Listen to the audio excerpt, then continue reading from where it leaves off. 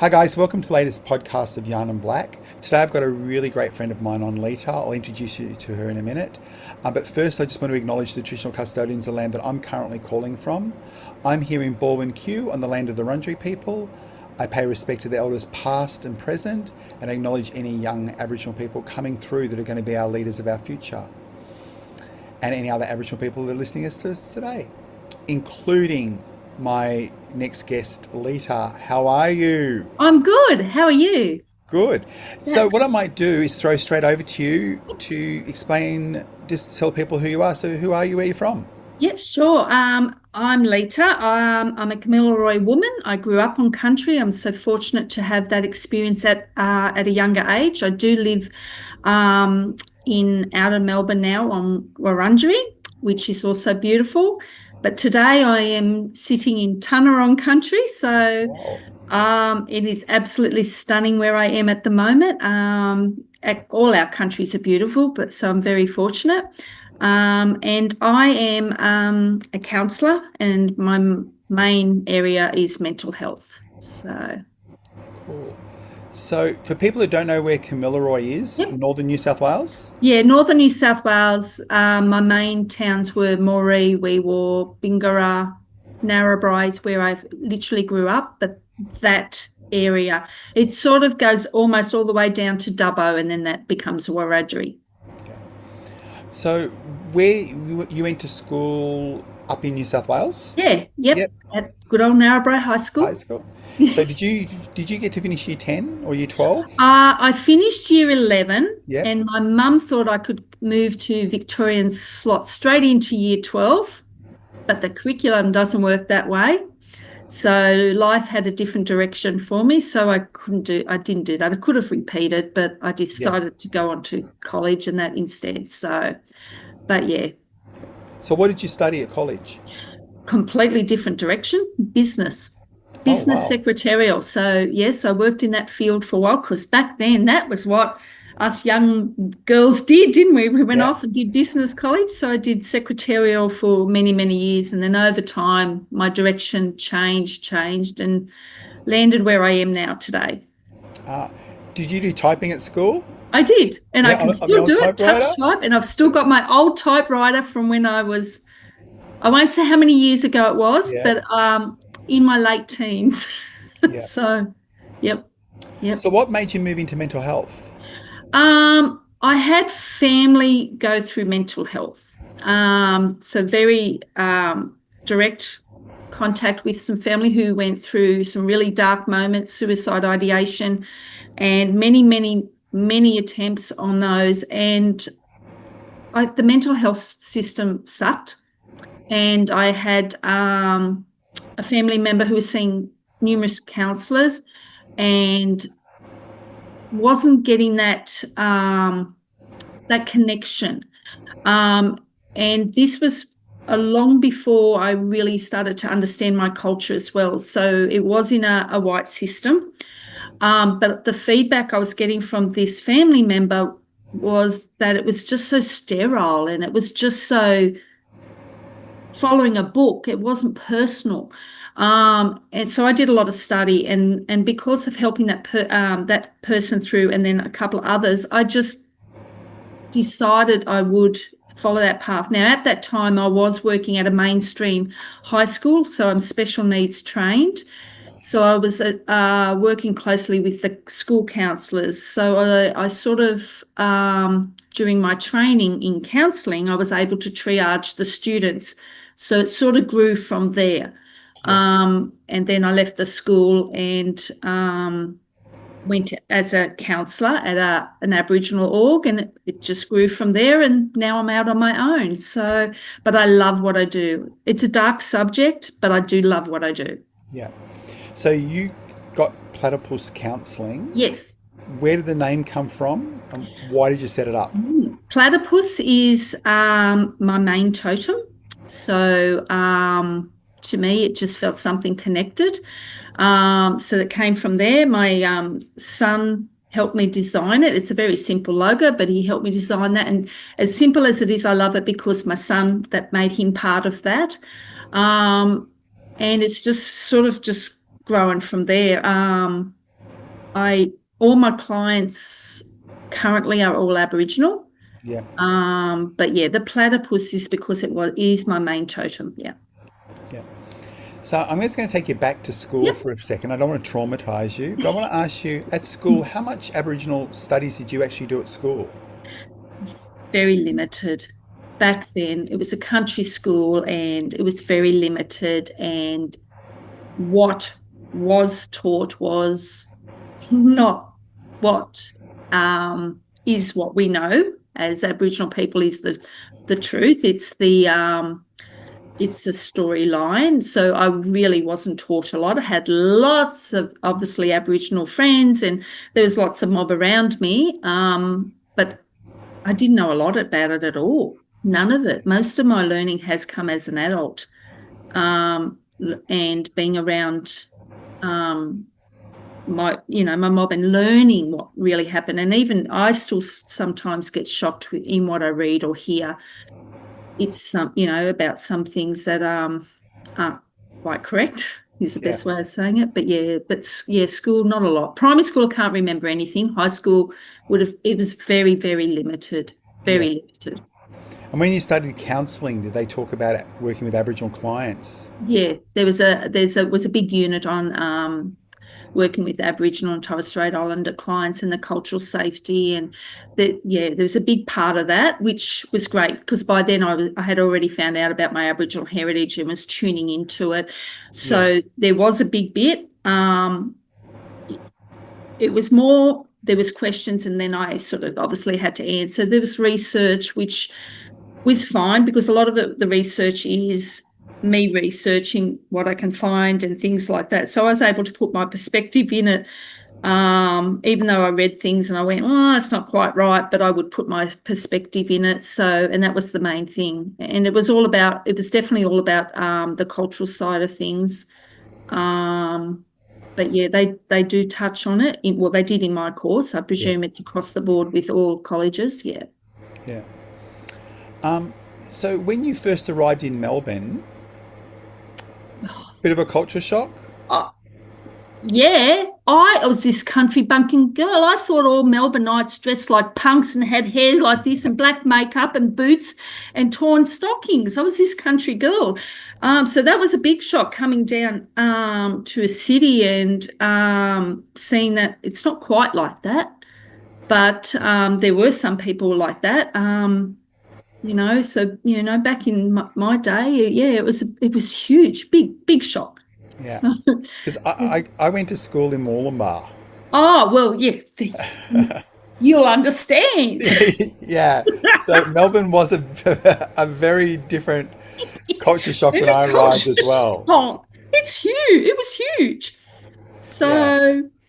And as much as you see me now, I dressed like that punk and went into the city because I was going to mix and, assimilate. Like I was part of the city. Instead, I stood out. And they do the wide berth. See how people judge you by what they see? Yeah. And our people still get that today. But I got judged because I had my hair teased and coloured and wearing boots and looked scary. People did a wide berth. And yet that was on the weekends. And then weekdays, 9 to 5, I dressed for secretary. So it's funny. And people, again, still judge you just by what they see.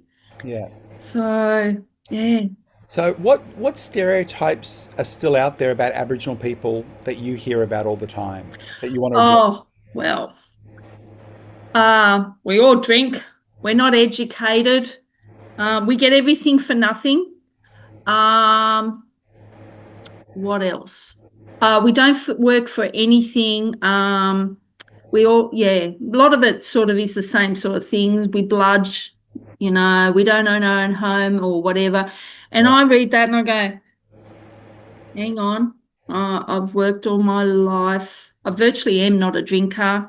I've gone to college. I worked damn hard, 3 jobs to be able to get the deposit to pay for my own home. Yeah. I'm thinking, am I missing something here? And I don't get anything for free.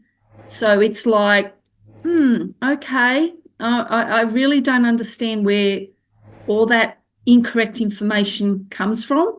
Yeah. but it still keeps going on. And, and look, one of the other big thing is you can't be Aboriginal because you don't look it. Yeah. Yeah. So So, what percentage are you? How far oh, back what does it go? percentage? Yeah, absolutely. I still get the horrible, what caste are you? I have had that. And I go, yeah, yeah. Yeah. Still get that. And it's like, I'm very well aware what I look like. You don't need to point it out. I'm not stupid. I'm as fair as anything. But that does not change where I come from. No. So, and I might be fair, but I sit there and go, my job is to be able to do what my ancestors couldn't.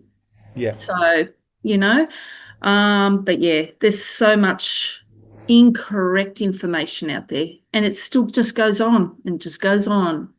Yeah. So, Cultural safety is a word that gets thrown around quite a lot. mm. What makes you feel culturally safe about going to a service? When I walk in, if I know it's not an Aboriginal service, when I walk in, look, I'll be honest, I feel initially safer because I am fairer. So to the obvious person, no one will treat me. But it's when I say I'm Aboriginal, it's all of a sudden you can get some people, you can see their personality or attitude shift. Yeah. A lot of people will go, oh, that's great, no worries. They'll totally, it's nothing. I could have said I had 3 feet and there'd be no, there's no issue and things like that. But you will get other people going, you can just feel it as soon as you say, Aboriginal. So what makes me feel safe is basically how I'm greeted and how I'm treated. I should not be treated any different if I say I'm Aboriginal than if I say my name's Lita. Yeah. I'm a person. It's just I identify as well with my Aboriginal heritage, as long with my other heritage. It's just, I have Aboriginal heritage, and we are here in this big country. I identify with it, and I'm proud of all my heritage. So why should I not be proud of my Aboriginal heritage? I just feel it's wrong that if I walk somewhere that am not feeling safe. But I will tell everyone I am Aboriginal. Yeah. At the end of the day, if they've got a problem with that, that's their problem, not my problem. Yeah. Another word that gets thrown around a lot is reconciliation. Yeah. What does reconciliation mean to you? Yeah. Well, reconciliation does get thrown around a lot. It would be great if we could all get along. It's not about colour of your skin. It's not about your culture. It should not be about your race. It should be that we all believe the same, really, at the end of the day. We should all just get along, do what's right, no matter where you're from. Reconcile your unique differences. It doesn't matter that, if someone likes pumpkin and someone doesn't like pumpkin, who cares? It doesn't matter. Get along. I think the media have a lot to do with a lot of it. I personally do. But at the end of the day, we shouldn't be judging someone by how their culture or their colour or whatever, how they see it is how they are. It doesn't mean they're wrong, as in their culture. How I operate doesn't mean I'm wrong. It just means I do things differently. And we should all be able to work in a world where we do things differently, without having to be attacked for it or what we say about it. I just think we just need to all reconcile our indifferences and just move on. Yeah. And I think part of that reconciliation is also getting people to reconcile in themselves. Yeah. Where do I sit with Aboriginal issues? Yeah, absolutely. And I don't know about you, AJ, but I find a lot of Aboriginal people I know they're so hard on themselves.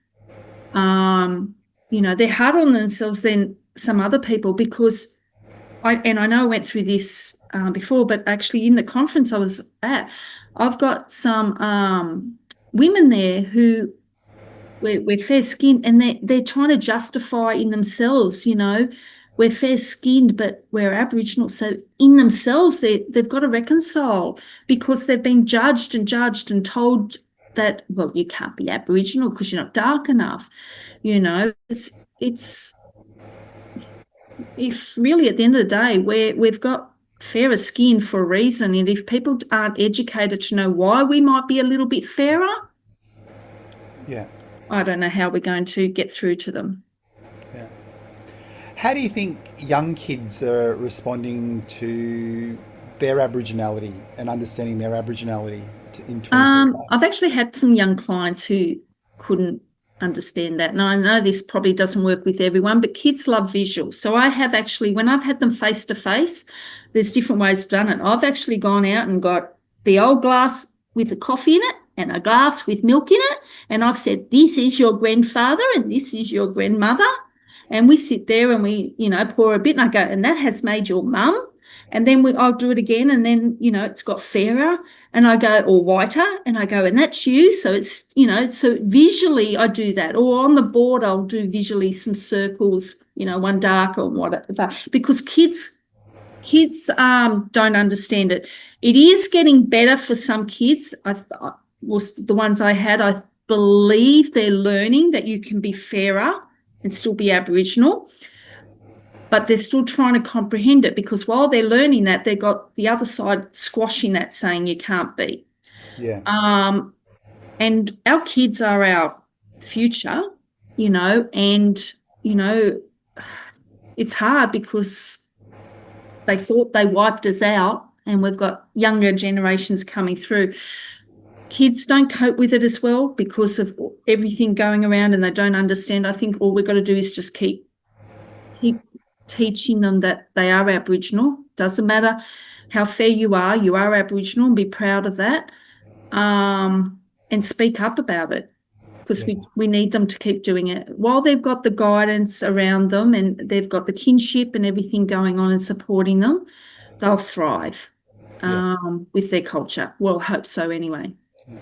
So when clients or Aboriginal people come to you and they go, I want to learn more about my Aboriginality, where should I start? Where do you refer them to? Okay, so usually I'll try to get them to tune in with their local Aboriginal orgs. Sometimes that is hard because some of them don't have a confirmation to prove that they are Aboriginal. Mm-hmm. And that's hard because we have a lot of mob who don't have that because they were stolen, or they can't get it because they have to go back to their homeland and whatever and be known by community, and they're not known because they were taken or they've moved. So that makes it hard. But where possible, get involved with your local Aboriginal community. Start going to Aboriginal events, anything that you see that might be out there, and there's plenty advertised. You've only got to get on Facebook and the Aboriginal events page. You'll see heaps there. Yeah. But just start looking at what is around your area and just get involved. I do get it's from people, they say it's so hard, the first step, but that first step means everything. And start really maybe looking and researching your history and once you start feeling it, you can't go back. There's no going back. Once you start really getting involved, it's just like it brings you in. And that's how it was with me. And mine was getting involved in the local Aboriginal organisation while I was still researching. Yeah. There's a lot of Aboriginal orgs that will open arm take you in and let you learn while, but it's that first move. And I know that I've seen many clients where I was working before come in and they're just not sure what to do, but just speak to people and they'll help you. But if you know you're Aboriginal, just take that step. It's a beautiful culture we have. It's absolutely gorgeous. And baby steps. It might be going to a women's group. It might be going to a men's group if you're a male, youth group, whatever it is. There's so many things out there. Just taking that step and you'll be on your way. Yeah. And I help people depending on where they're from as well. I will try to find out what's around. Sometimes they might need a support letter. So if they're a client of mine, I'll write that support letter to help them, to get linked in somewhere. So sometimes that's all it takes to get going. Yeah. Do you think that the education system today is helping to change some of the stereotypes? Or do you think it's still buying into some of the stereotypes? It's still 50-50. I think you've got some educators who are really trying to do the right thing, and they're really researching. I have been contacted by some who want to do this or want to do that, and they're trying to be respectful and do the right thing, and they're reaching out. But then you've got others who they bring their own personal opinion into it, I think. And you can tell that because it comes through the kids. I think they just stick to what they have to teach, and that's it. Yeah. So you do get some educators who will go above and beyond, and you'll get others that go, no, we're just doing this. And for example, I got contacted by an educator, I have to get back to her, but a couple of weeks ago, who wanted to make sure she wants her kids to do painting, but she wants to do it respectfully. So she wants to have an elder or someone come out. She wants it done absolutely respectfully like that, which is great. They could have done that. We wouldn't have known, would have gone on their merry way, but she wants it done correctly. Whereas I know that there are some educators who don't. They stick to only what they have to teach. Yeah. And it's not always, I believe, the correct history, but we've got a generation of kids who are learning the correct history, but there's what can we do? So yeah. I recently went out to a early childhood service, and when I got there, the flag was upside down on the wall, and I heard the educator say something like, the red is for the blood, the black is for the night sky, and the yellow is for the sun. And that's what they were teaching the young kids. And I just had to pull them up to the side and go, one, the flag's upside down, and two, I'm not exactly sure who taught you this, but the colours are not what you're saying that they are. Yeah. Yeah. So I still need to question what information is still being taught. Yeah. And how are people learning it in order to teach it? It's crazy, isn't it? Yeah. It really is crazy. Yeah. No, but that's we do have some great allies out there. Oh, absolutely. Yeah. I totally agree. Yeah. How do you define an ally, or what qualities do you think an ally should have? Look, I think for me, an ally is someone who is completely respectful of our culture. And I have some beautiful friends who are like this, completely respectful. They don't know it fully, but they're respectful of the culture. They have sometimes said, hey, do you mind if I ask you, is this correct? Like they ask. And I've always said to a lot of my friends, I will never take offense to anything you ask if you want to, because you want to learn. I'll only take offense if you're saying it directly at me and being a bit of a pig, really.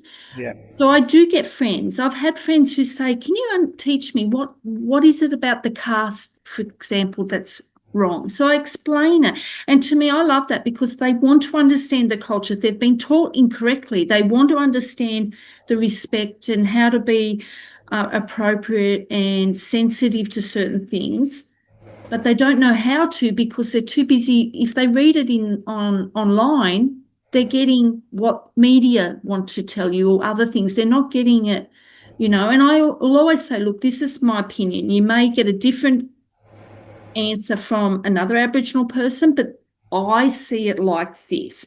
And I tell them, and an ally is someone who's going to back us up behind our back, not just in front of us, who's going to support us, who wants us to see that, or we can't change history, but we want you to learn from it so it doesn't get repeated. That's all it is. So if we've got someone who's got our back and who wants to see that our culture is acknowledged, and that what our ancestors and our people went through is acknowledged, but not, it's not going to keep going on. I love people who are like that. I love our allies that are like that. And I know we have a lot of them, but we just don't have enough. I know. And I think that the difference between allyship sometimes is people can turn off their allyship anytime they want to. We can't turn off being black.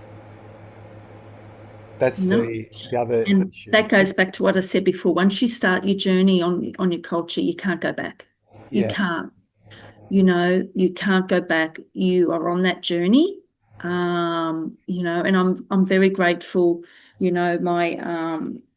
I've got 3 kids, and my daughter especially has really engaged and grabbed on that of our culture. And one of my sons is trying to get it. But, I get that. They were brought up not realising they were Aboriginal, and all of a sudden I've said it. But, I'm the same. I had to learn when there was suspicion, but I only found out. I went on that journey after my parents died. I was not allowed to go on that journey while they were alive. I now know why I wasn't allowed to. But my sister and I put a lot of effort into that journey. So once we found out, it was like, wow. And you're right, we can't turn it off. I couldn't walk out that door and then all of a sudden go, no. It's part of me. It's there. I wake up and it's in there and everything. So. And I love being an Aboriginal woman. I love our culture. We've got such a beautiful culture. You're right. We can't turn it off. Yeah. Is there any issues that Aboriginal women themselves face in 2025 that really needs to be addressed? I know this is not just Aboriginal women, but because I deal with them, domestic violence. Yeah. It's huge. It's massive. And I know this is across the board with all women, but because it's Aboriginal women I deal with, it's horrible. I deal with Aboriginal women going through DV on a daily basis, and some of the things coming through, the difference is with Aboriginal women to some other cultures is, and this could be very sensitive, but an Aboriginal woman gets treated differently by some law enforcements than others. They're not taken seriously, especially when their offender is not Aboriginal, when he's, let's say, in the eyes of a white man. Yeah. And I've dealt with a lot that the law is selective. Yeah. So, and that's sad. And some of the things that have happened to some of these women, you wouldn't believe. Yeah, it's horrible. Yeah. And I think that's a huge stereotype to break with people as well. When they think about Aboriginal family violence and DV situations, they really do think that the perpetrator is an Aboriginal man. But in a lot of the cases, our Aboriginal women are being abused by non-Aboriginal partners. Spot on. I can tell you now, I have counselled a lot of women gone through DV, and you'll probably find 99% were non-Aboriginal men. Yeah. But it all of a sudden becomes an Aboriginal issue. Yes. Yeah. And it's like you're trying to blame the victim and make it an Aboriginal issue when this is a men's issue, really. Yeah. Of bad behaviour and not managing emotions, and I'm not making up any excuse, but it's bad behaviour on the male, but it becomes an Aboriginal issue because I totally agree. The victim is an Aboriginal woman. Absolutely, totally agree. And majority of the time is instead of sitting there making excuses for the men, which is what a lot of the loyal service, these men need support and help to get anger management issues as well, because they're going to just go on and on and on, do this, the next person, the next person, the next person. At the moment, they're doing it to the person that I'm supporting, and there's most of the time there's no consequences. They're just getting away with it. IVOs are almost useless. Yeah. That sounds horrible, but they are useless. Now, how am I meant to support a woman, say, get an intervention order when I know that the flip of that is it's almost useless? You have to break the order Yeah, in yep, order to yep, actually have them involved, the police yep, back involved. Yeah, absolutely. And I have had women who've had an IVO put on them by the man because they attacked the man because the man was killing them. yeah, So the legal system is screwed in, or most of it. I won't say they're all yeah, like that, but there's a big part of them that is screwed, and they're very racist on the woman because she's black. yeah. So So a lot of it's our systems are set up that way because they were set up from the Western models. Our yep, legal systems are Western model. Our yep, education systems are a Western model. absolutely, absolutely. And it just doesn't match when you work with Aboriginal people No, that are coming from a different angle. yeah, I think the one that I think about a lot is that all those systems are also very individualistic, and Aboriginal people, we're not individualistic, we're collective. And so straight and away we're yeah. coming in from a different angle. And this is why it's hard when I have heard, why do Aboriginals get their own Aboriginal counsellor or something? Because we've got a culture, there's culture involved here, and respect, and women's business and men's business and things. We've got to be there's a lot involved. Look, I do counsel non-Aboriginal people, but for a client to have an Aboriginal counsellor means a lot to them. It means Yes. they've got someone who understands their culture, who's going to be respectful of that, who's going to be respectful of, if they're from a stolen generation, they're going to be respectful knowing that our people never had alcohol. That was introduced. Yeah. That was never our way. We have our own law, LORE. We've got a process.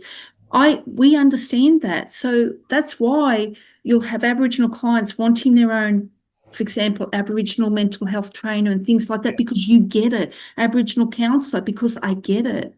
Yeah. It's not because they're trying to be special. It's because they've got someone who understands their needs. It's like sending a child to an adult no, not a pediatrician, that's for children, an adult psychologist who doesn't work with kids. Yeah. It's not workable. Yeah. So it'd just be lovely if we could get people to just understand that we're trying to do the right thing by our people within our domains, and if people could really just understand that,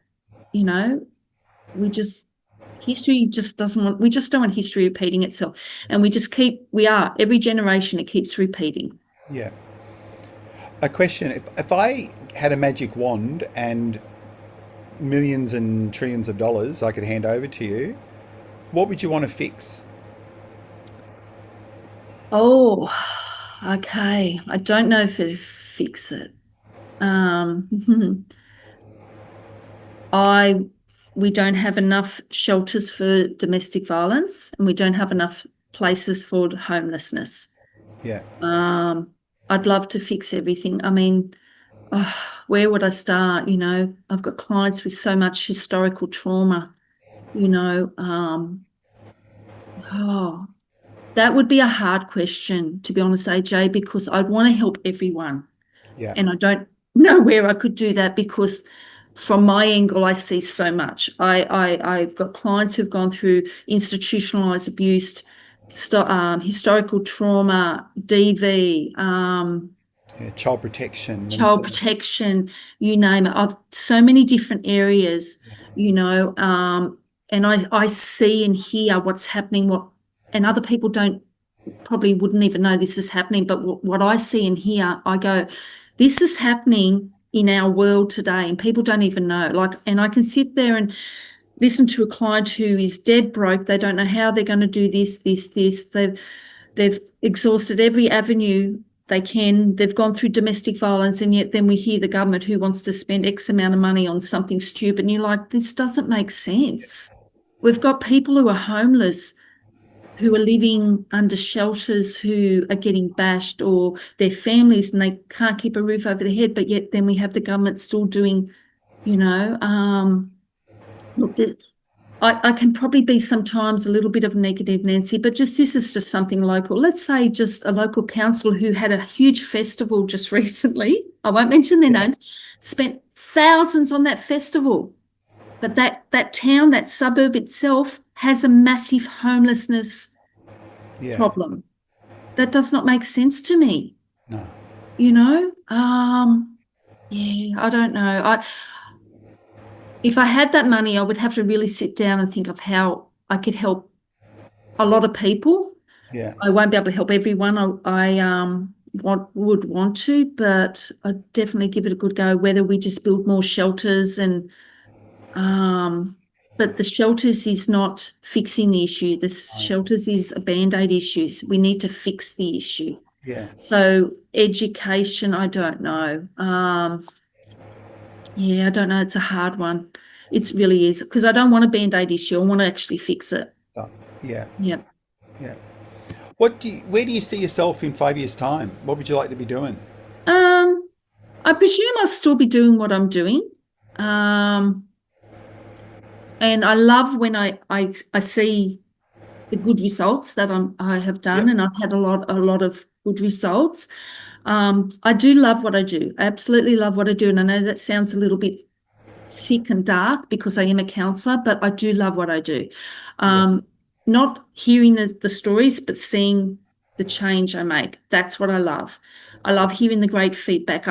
So I presume in 5 years I'll probably still be doing what I'm doing. Still working for lovely, I've also contract for a lovely Aboriginal org that I do, and I love that. So hopefully I'm still doing everything I am doing today. If it's better, well, that's a bonus. But at this moment, I can't imagine it any better because I do love what I do. So, and I've got amazing clients, even despite what they've been through. So, you know, probably maybe more engaged. My business might be more engaged in more Aboriginal orgs, because the more I can be involved with, it means the more I'm helping people. Yeah. But we'll see what happens. Yeah. Yeah. Do you think that Aboriginal orgs are meeting the mark for Aboriginal people, or you still think they need to step up a little bit? I think they need to step up a bit. I don't mean this in a bad way, but I agree. We've got to remember and go back to grassroots. Some orgs are trying to mix and be white, so to speak. Let's go back to grassroots. You're an Aboriginal org for Aboriginal people. And I only feel that because I know so many women or clients who have tried to link in with an Aboriginal org, and it's all about ticking boxes and meeting this, meeting that, and it shouldn't be about that. You know, these are human beings. Let's go back. If they're in crisis, we need to just take that step. They're in crisis. Let's not try to look at it through a white lens. Let's look at it through our black lens. And our culture is about helping people, and it never was about money. I know we have to take money into account, but we're not about money. We're about, let's do what we can do. So a lot of Aboriginal orgs, I think, need a bit of an overhaul, and too many Aboriginal orgs, and I mean this in a nice way, are run by white people. Yeah. Or white people in decision-making positions, yes, is what which does not make sense. They don't know our culture. They don't know what we need.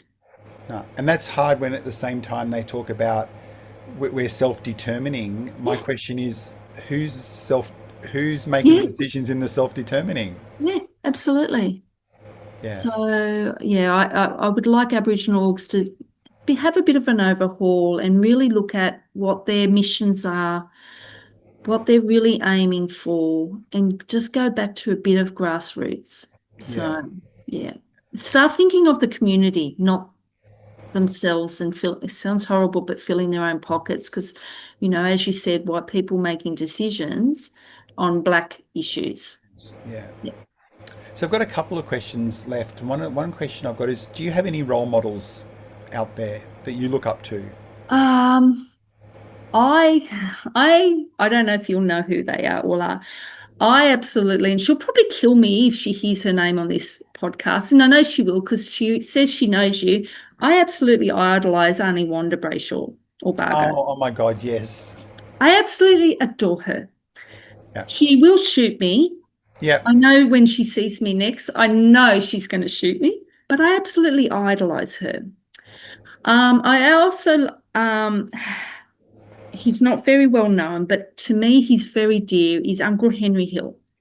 Yeah. Uncle Henry is very special to me, and I do try to look after him. And he's a local elder, so he's not very well known in a bigger community. But to me, he's special, and only because I know his story and he's told a lot to me. So, two different people, different backgrounds, and I do have some other people that I look up to, but Auntie Wanda and Uncle Henry, different backgrounds, different everything, but they mean a lot to me. And, I see Auntie Wanda regularly and I see Uncle Henry regularly. I haven't the last couple of weeks because I've been busy, but the determination in, and Auntie Wanda with her story and with her dad and everything, I love them both. Love them both. And yeah, so I idolize those two and look up to them immensely. So Yeah. yeah.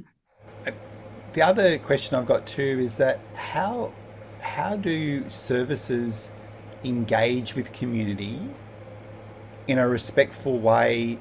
Because there are respected elders out there, but there are some self-appointed elders out there as well. How do I tell the difference between a respected elder and a self-appointed one? Yeah, that's a big bugbear of mine too. I really, what's the word? I really don't like people who self-appoint themselves because an elder is not just self-appointed, and just because you're a set age or whatever it is, you might be a respected person if you're a set age, but you're not necessarily an elder, and that's not being rude. But to me, an elder, you're a knowledge holder. You know your community. You know your culture. You live by your culture, and you respect your culture to community. And community should respect you. And usually, an elder, you are nominated by your community or your. So I do know some appointed elders locally, and they're not an elder. They're not an elder in my book. I'm trying to be very, very diplomatic about this subject. I often say in my training sometimes that if you want to work with some of the elders, the ones that walk around going, talk to me, talk to me, talk to me, talk to me, is not the one you should be talking to. Yeah, that's a good way of saying it. And you know what, you're so right. Because usually the elders, they won't say much because they're not letting out their knowledge. They don't want, knowledge is sacred. See, they won't tell everybody. You have to really work hard to get that knowledge or get any information out. They won't tell you because our culture is sacred. You can't tell that to everybody. But I do know a couple of people, they're self-appointed. They walk around and I'm an elder. And I'm like, no, you're not. Sorry, you're not. I really don't like self-appointed elders because it really does take it away from those who genuinely deserve to be called an elder. They're a knowledge holder. They've gone through a lot. They know so much. And their community and family have given them permission to share that knowledge with other people. Absolutely. But yeah, that's a touchy subject, that one, and it doesn't matter where I am. If that subject comes up, it's the same everywhere. I think so too. Yeah. Now I'm watching the time and I know how busy you are, Yep. but I want you to answer one final question, and that is, what would you like people to walk away with from our yarn today? Look, I'd love people to realise being Aboriginal is not about colour. It's not about any of the obvious things that a lot of it comes from in here. But we are, as an Aboriginal person, we're pretty much all good people. We are, it's like everything. There might be a minority of people, but then they judge everyone like that. We are educated people. We are people who work hard. We do come in all shades of whatever you want to call it, black, white, whatever. But it doesn't change where we come from. I've got ancestors both sides that are Aboriginal. Yeah, so it's just the way it is. I don't know. And we can just be easy to talk to. Just ask us. As long as it's not directed at us, just ask if you want to know.